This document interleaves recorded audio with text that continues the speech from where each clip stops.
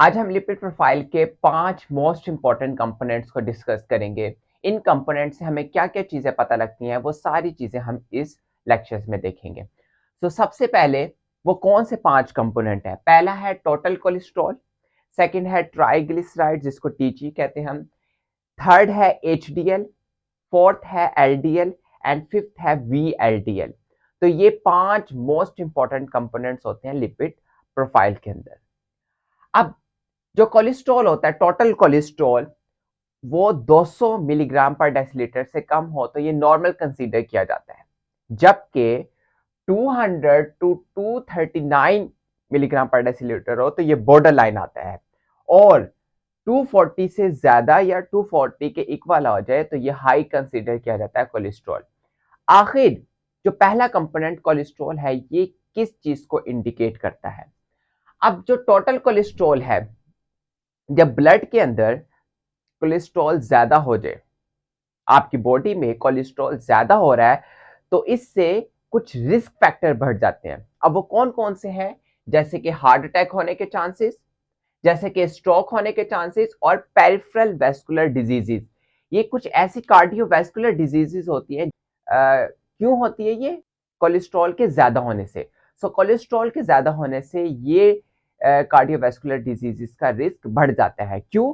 क्योंकि यहाँ पर जो ब्लड वेसल होती है उसके अंदर ये कोलेस्ट्रॉल जो है वो एक्यूमुलेट होना शुरू हो जाता है। अब जब ब्लड फ्लो करता है तो ब्लड के रास्ते में ये जो है, जिसको हम आखिर में कहना शुरू कर देते हैं प्लैग बन गया, ये प्लैग जो है वो हिंड्रेंस क्रिएट करता है, रुकावट पैदा करता है, जिससे होता ये है कि आगे के जो मसल्स होते हैं वो डेड होना शुरू हो जाते हैं। आगे के जो टिश्यू है, अगर ये हार्ट में कोई ब्लॉकेज हो गई है तो इससे क्या होगा, हार्ट का वो हिस्सा डेड होना शुरू हो जाएगा, जिसको हम हार्ट अटैक कहते हैं।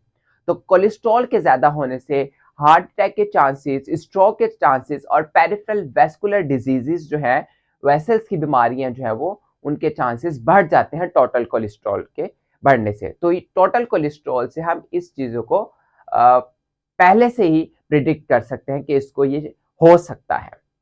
नेक्स्ट जो है ट्राइग्लिसराइड्स को हम देखें। अब ट्राइग्लिसराइड 150 मिलीग्राम पर डेसिलीटर से कम होना चाहिए, 150 से कम होना चाहिए ट्राइग्लिसराइड, तो ये नॉर्मल है। लेकिन अगर 150 से 199 मिलीग्राम पर डेसिलीटर है तो ये बॉर्डर लाइन है, और 200 से लेकर 499 मिलीग्राम तक है तो ये हाई है, और 500 से ज्यादा या 500 ये जो है वेरी हाई है, और इससे क्या हो जाता है, पेंक्रियाटाइटिस होने के चांसेस बढ़ जाते हैं। अभी हम देखते हैं क्यों। अब ट्राइग्लिसराइड जो दूसरा कंपोनेंट है, इससे होता है ये स्टोरेज फॉर्म है। ट्राइग्लिसराइड्स आपकी बॉडी में जो एडिपोज टिश्यूज होते हैं उसमें जो है वो डिपॉजिट करती है फैट्स को, क्योंकि ये एक स्टोरेज फॉर्म है। अब इससे होता क्या, अब किस किस कंडीशन में ट्राइग्लिसराइड बढ़ सकता है? अगर डायबिटीज की बात करें, अब एक नॉर्मल इंसुलिन बनती है नॉर्मल पर्सन में, लेकिन एक डायबिटिक पर्सन में अगर इंसुलिन नहीं बन रही, इंसुलिन कम है, तो ट्राइग्लिसराइड ज्यादा होना शुरू हो जाता है।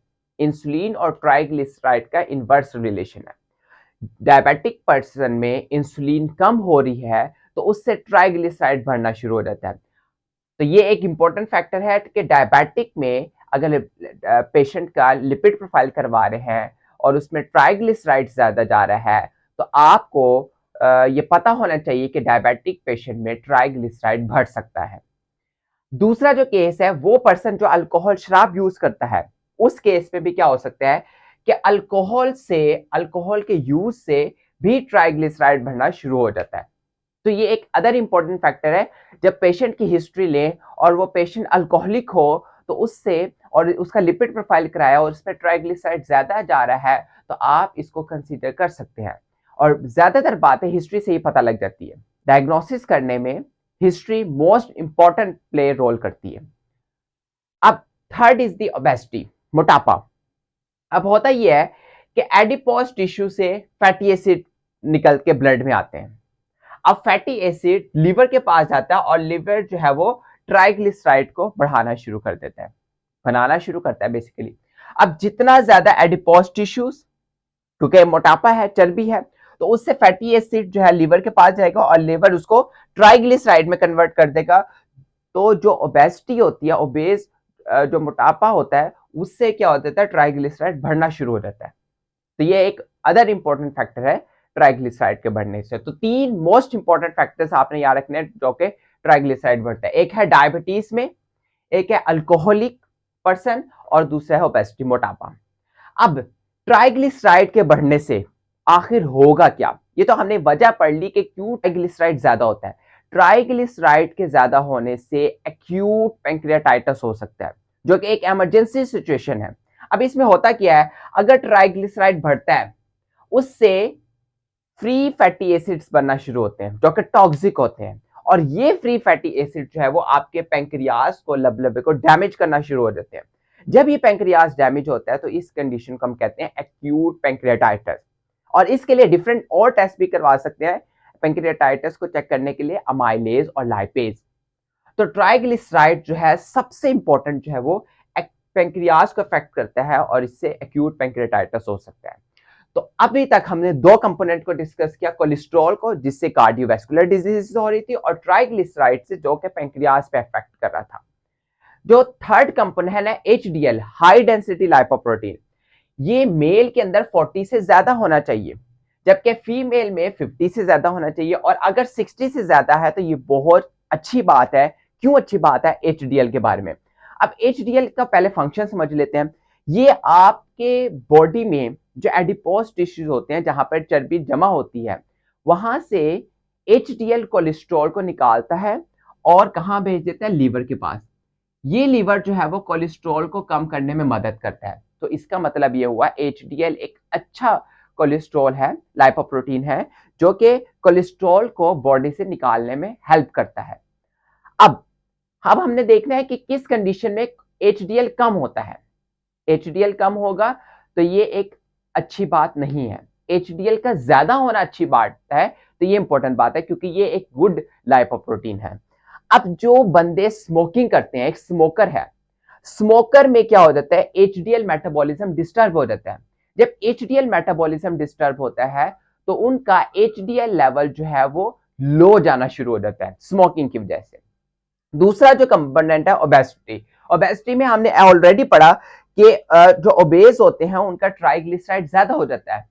अब जब ट्राइग्लिसराइड ज्यादा होगा तो इसके ऑपोजिट जो है वो एचडीएल कम होना शुरू हो जाता है। तो जो मोटापा होता है जिनको, तो उनका ट्राइग्लिसराइड ज्यादा होता है लेकिन एचडीएल कम होना शुरू हो जाता है। एक्सरसाइज, जो लोग एक्टिविटी करते हैं, एक्सरसाइज करते हैं, उनका एचडीएल जो है वो ज्यादा होता है। लेकिन जो सेडेंटरी लाइफस्टाइल, जो काम नहीं करते, बैठे रहते हैं, तो उनका एचडीएल जो है वो कम होना शुरू हो जाता है। तो इसका मतलब एक्टिविटी, एक्सरसाइज करने से एचडीएल बढ़ता है, और एचडीएल जब बढ़ेगा तो आपको हार्ट अटैक जैसी बीमारियों जो है वो कम हो जाएगी, उसका रिस्क फैक्टर जो है वो कम हो जाएगा। तो 3 मोस्ट इंपॉर्टेंट चीजें हमने पढ़ी, स्मोकिंग से, ओबेसिटी से और एक्सरसाइज से एचडीएल जो है वो कम होना शुरू हो जाता है, और एचडीएल कम होने से रिस्क फैक्टर हार्ट अटैक का बढ़ जाता है। इसके अलावा जो फोर्थ कंपोनेंट था वो हमारे पास है एलडीएल।